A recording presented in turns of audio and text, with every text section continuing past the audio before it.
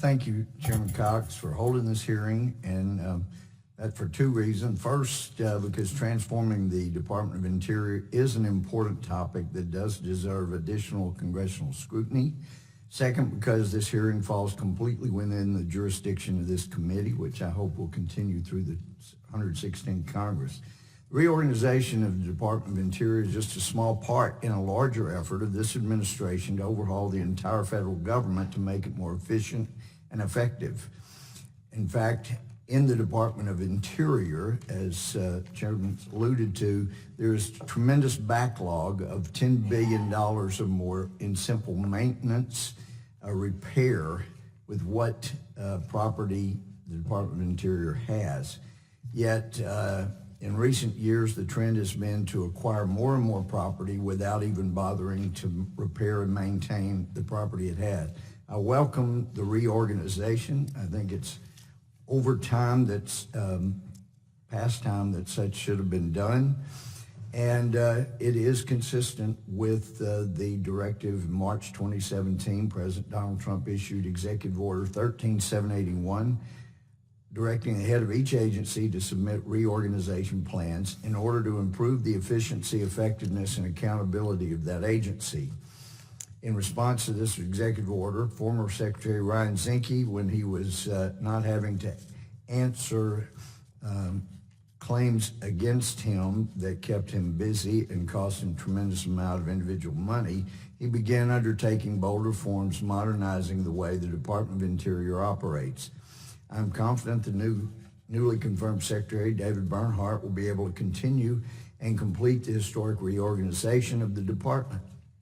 Ultimately, this reorganization will result in reduced bureaucratic redundancy, increased federal accountability, improved coordination between the federal government, state agencies, and local governments while spending less money. I too look forward to seeing the reorganization plan.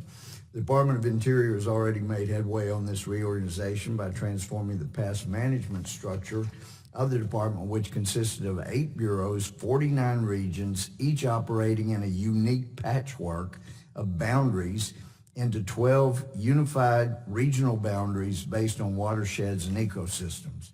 This approach will allow the department to move away from the one-size-fits-all solutions and focus resources on better serving their new regional boundaries. These new management plans will decrease redundancy while making coordination between different land management agencies more efficient. Moving the decision makers of the department closer to the field will add increased level accountability not available within the current model of concentrating bureaucracy in D.C. Many decision makers within the Department of Interior are located thousands of miles away from the land and people that their decision will affect.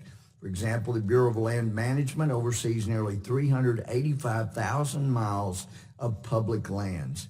99% of this land is in western states and Alaska. Why should these lands continue to be managed by decision makers inside this beltway?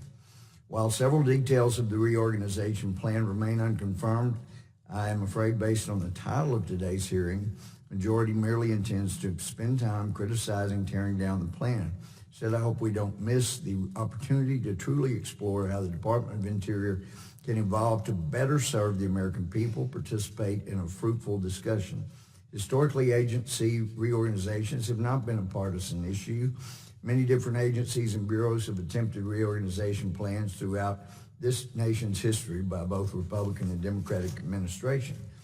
There's much that could be done to transform the Department of Interior to better address the challenges it'll face in the 21st century, and I'm glad we're holding the hearing today to explore those options.